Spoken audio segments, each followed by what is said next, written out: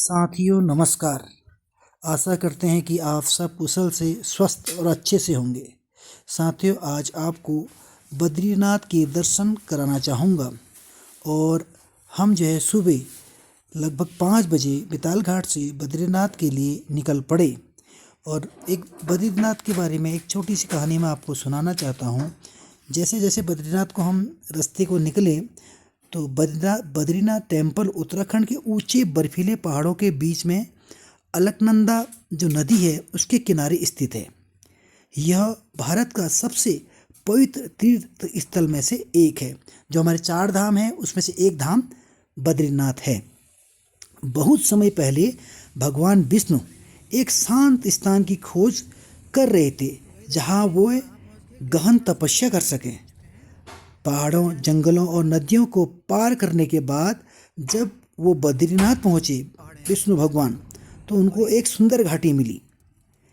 लेकिन वहाँ वो बहुत ठंड थी, चारों ओर बर्फ ही बर्फ, तेज ठंडी हवाएं चलती रहती थी। यह देखकर माता लक्ष्मी चिंतित हो गई, क्योंकि विष्णु भगवान तो यहाँ तपस्या के लिए आ रहे थे। तो लक्ष्मी माँ को चिंता हो गई कि विष्णु भगवान वहाँ तपस्या कैसे करेंगे। तो भगवान विष्णु की रक्षा के लिए माता लक्ष्मी ने बद्री वृक्ष का रूप धारण कर लिया और वो भगवान विष्णु के ऊपर छाया बनकर खड़ी रही, ताकि बर्फ, बारिश और ठंड हवाओं में उनकी रक्षा हो सके। तो माता लक्ष्मी ने ये उनके लिए किया। तो कई वर्षों की तपस्या के बाद भगवान विष्णु की आंखें खुली तो उन्होंने क्या देखा? माता लक्ष्मी का त्याग देखा और वो भावुक हो गए और बोले। तो उसके बाद क्या बोले? कि उन्होंने ये कहा कि आज से यह स्थान बद्रीनाथ कहलाएगा, अर्थात बद्री का नाथ। यहीं से इस स्थान का नाम बद्रीनाथ पड़ा। अब समय बीतता गया और एक समय ऐसा आया जब यह पवित्र स्थान बर्फ में क्या हुआ? दब गया। क्योंकि यहाँ बड़े बड़े ग्लेशियर हैं, तो हिमपात हुआ होगा, बारिश हुई होगी, तो ये क्या होगा? दब गया और लोग इसे भूलने लगे। तो उसके बाद क्या हुआ? लोग इसे भूलने लगे। जब दब गया तो पता ही नहीं चलेगा। फिर क्या हुआ? 18वीं शताब्दी में महंत संत जो आदि शंकराचार्य जी हैं हिमालय यात्रा पर निकले और यात्रा के दौरान उन्होंने अलकनंदा जो नदी है में भगवान विष्णु की एक पवित्र काले पत्थर की मूर्ति देखी। उन्होंने उस मूर्ति को अत्यंत दिव्य माना, क्योंकि बद्रीनाथ ही विष्णु भगवान थे। और बद्रीनाथ के मंदिर स्थापित करके और उन्होंने क्या किया? बद्रीनाथ में मूर्ति का पुनः स्थापना की। उसके बाद उन्होंने फिर से एक महान तीर्थ स्थल बन गया बद्रीनाथ। आज भी हर वर्ष हजारों श्रद्धालु कठिन पहाड़ी के रास्ते, ठंडा भी बहुत है, लंबी यात्रा है, रास्ता बहुत दुर्गम है, का सामना करके बद्रीनाथ पहुंचते हैं। उनकी आस्था उन्हें और आगे बढ़ाती है। मान्यता तो यह भी है कि सच्चे मन से बद्रीनाथ के जो दर्शन करने के लिए आता है, जो भी भक्त सच्चे मन से बद्रीनाथ के दर्शन के लिए आता है और शांत जीवन में शक्ति और भगवान का आशीर्वाद जरूर प्राप्त होता है। सर्दियों में भारी बर्फबारी के कारण मंदिर बंद हो जाता है, क्योंकि सारी जगह बर्फ ही बर्फ पड़ जाती है। लेकिन ऐसी मान्यता है कि मंदिर बंद होने पर भी देवता वहाँ पूजा करते रहते हैं। बद्रीनाथ केवल एक मंदिर नहीं है, बल्कि श्रद्धा, भक्ति, त्याग और विश्वास का प्रतीक है। जो भी वहाँ जाता है वह केवल पहाड़ों की सुंदरता ही नहीं, बल्कि अपने हृदय में गहरी शांति भी लेकर लौटता है। बद्रीनाथ हमें सिखाता है कि सच्ची श्रद्धा, धैर्य, विश्वास से हर कठिन यात्रा को हम और आसान कर सकते हैं। जैसे कि अभी आपको बताया मैंने, तो ये बद्रीनाथ का ही रूट है। इसमें आप देखेंगे इस रूट में अगर कुमाऊं मंडल और गढ़वाल मंडल की बात करें तो हमारा गढ़वाल यहाँ बहुत ही बड़े बड़े विशाल पर्वत हैं, क्योंकि बद्रीनाथ भी पूरे चारों ओर से पर्वतों से घिरा हुआ है और पूरे बर्फीले पर्वतों से घिरा हुआ है। और जो वहाँ का जाने वाला जो रूट है उसमें भूस्खलन का भी बहुत खतरा बना रहता है हर जगह जगह पर। तो जैसे आप देख रहे हैं, अभी हम इसी रूट पे आगे बढ़ रहे हैं। ये अभी हम जो ये रूट दिखा रहा हूँ आपको, ये क्या है कि यहाँ भूस्खलन के होने से सरकार ने इसके लिए जो है इसको रोकथाम के लिए एक जापानीज़ टेक्नोलॉजी का यूज किया है, जिसमें कि अभी जो भूस्खलन जो पहले से अब जो है कम हो गया है। और जैसे जैसे हम आगे बढ़ते गए तो यहाँ के बहुत बहुत बड़े पहाड़, मानो ऐसा लगता था कि अब जाके रास्ता क्लोज होगा, आगे रास्ता क्लोज होगा। मतलब इतना दूर है, पहाड़ों को चीरते हुए कभी हम पहाड़ी में जा रहे हैं, कभी फिर हम नीचे अलकनंदा नदी के किनारे किनारे जा रहे हैं। तो ये सब चलता रहा चलता रहा चलता रहा। आखिरी जब हमारा फाइनली अभी जब पहले जोशीमठ आता है, जोशीमठ के बाद हमारे जैसे जैसे हम आगे बढ़ते हैं तो बहुत बड़े पहाड़, क्योंकि यहाँ पर हाइड्रो प्रोजेक्ट भी बन रहे हैं अभी, और बड़े बड़े डैम बन रहे हैं जिससे कि हम बिजली पैदा करेंगे। तो ये सब क्योंकि यहाँ पर जो है जो नदी है हमारे अलकनंदा नदी जो है, इसका जो क्षेत्रफल है वो तो जो इसकी लंबाई है वो तो बहुत बड़ी है।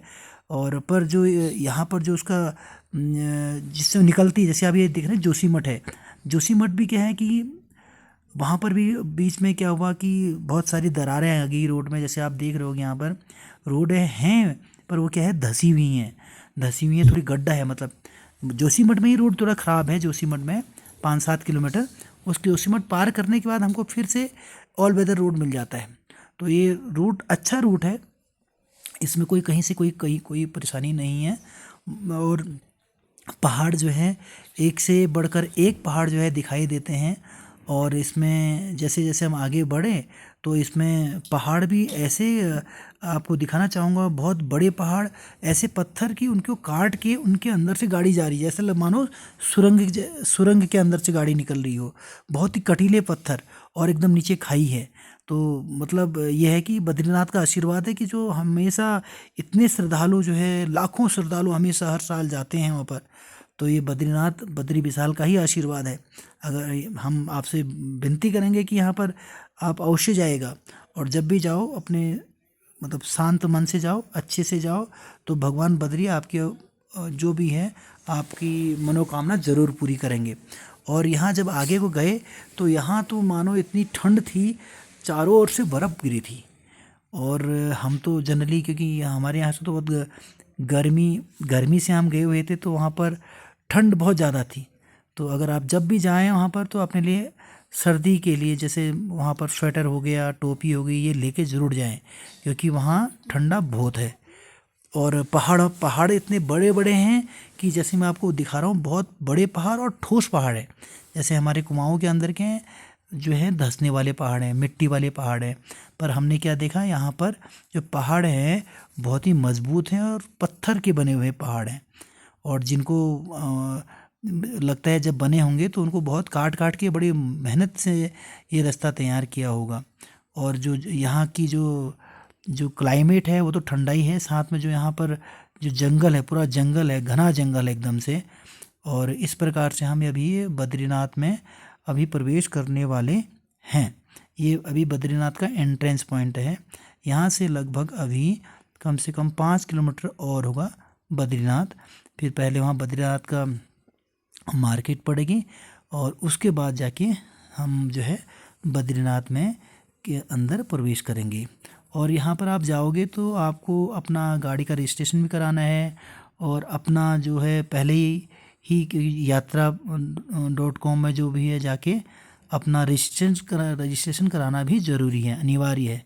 अगर आपका रजिस्ट्रेशन नहीं होगा तो फिर आपको वहाँ से आगे नहीं जाने देंगे, या फिर आपसे कुछ समय लगेगा, वहाँ पर आपका चेक इन होगी, फिर दोबारा रजिस्ट्रेशन होगा, उसके बाद ही आप आगे जा पाओगे।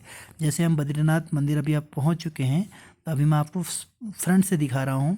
बीच में अलकनंदा नदी है, हम अलकनंदा नदी के दूसरे किनारे पर हैं। और यहाँ पर अभी बहुत सारा कंस्ट्रक्शन वर्क चल रहा है अलकनंदा नदी में, और इस पर आपको दिखाऊंगा अभी थोड़ी देर में। यहाँ पर क्या है कि बहुत विशालकाय 2 पत्थर भी हैं, शिलाएँ भी हैं, शायद भीम शिलाएँ उनको कहा जाता होगा। और बहुत ज़्यादा भीड़ थी वैसे आज भी जैसे दिख रही है। और चूँकि अभी सीज़न थोड़ा ऑफ हो चुका है, बीच में बारिश होने की वजह से अभी पब्लिक कम है, जब बारिश होने के बाद जो है लोग ज़रा उधर जाना कम हो गया। ये अलकनंदा नदी है और इसके ऊपर ये पुल बना हुआ है और ये पुल जो है सीधे हमको वहीं तक ले जाता है। यहाँ पर अपने को चप्पल वप्पल जूते और यहाँ पर नहाना, 2 कुंड बने हुए हैं यहाँ पर। एक तो महिलाओं के लिए है, एक जेंट्स के लिए है और इतना गर्म पानी है कि बहुत ज़्यादा गर्म पानी है, आप उसमें नहा नहीं सकते हैं फिर भी। और सभी ने स्नान करते हैं वहाँ जाके। स्नान करने के बाद फिर बद्री विशाल के दर्शन करते हैं। ये विशालकाय शिला मैं आपको दिखा रहा हूँ, ये भीम शिला है। कहीं ना कहीं जो है अलकनंदा नदी का जो है फोर्स उसको कंट्रोल करती है यहाँ पर, उसको वेग को कम करती है। ये हम जो हैं आपको बद्री विशाल के दर्शन करा रहे हैं। यहाँ पर सबसे अच्छा आपको ये लगेगा, लाइटिंग बहुत अच्छी है, कलर चेंज होता है। भगवान के मंदिर का कलर बहुत चेंज होता है हर मतलब शाम को जब आरती होने के बाद जब अंधेरा होना शुरू होता है तो भगवान के मंदिर का कलर जो है अपने आप चेंज होने लगता है। और ये जो है बहुत ही सुंदर और मनोरम दृश्य शाम को दिखाई देता है और यहाँ से आने का मन नहीं करता। जब कोई जाएगा तो वहाँ से आने का मन बिल्कुल नहीं करता है। और बद्री विशाल वहाँ साक्षात भगवान विष्णु के रूप में विराजमान है। और मैंने ये भी देखा कि यहाँ के साउथ से बहुत सारे लोग, क्योंकि संख्या ज़्यादा थी जो साउथ इंडियन से जो आए थे। उसके बाद हम दर्शन करने के बाद हम मार्केट में आए, मार्केट थोड़ा प्रसाद लिया, वहाँ की मार्केट देखी, बहुत ही सुंदर लगा, बहुत ही अच्छा लगा। वहाँ के लोग बहुत अच्छे थे, बहुत ही अच्छी मार्केट और हर चीज़ की बहुत अच्छी व्यवस्था थी, साफ़ सुथरा था। जैसे मंदिर होते हैं साफ़ सुथरे, कहीं कोई गंदगी नहीं, कहीं कोई पॉल्यूशन नहीं। और लग रहा था कि हम हाँ साक्षात विष्णु भगवान के दरबार में आज आ रहे हैं। तो आप भी आइएगा कभी यहाँ पर बद्रीनाथ में। और बहुत ही अच्छा है, बहुत ही मन को सुकून मिलता है, मन को शांति मिलती है। ज़रूर अपने परिवार के साथ एक बार ज़रूर आइएगा बद्रीनाथ। जय जय बद्रीनाथ की जय हो।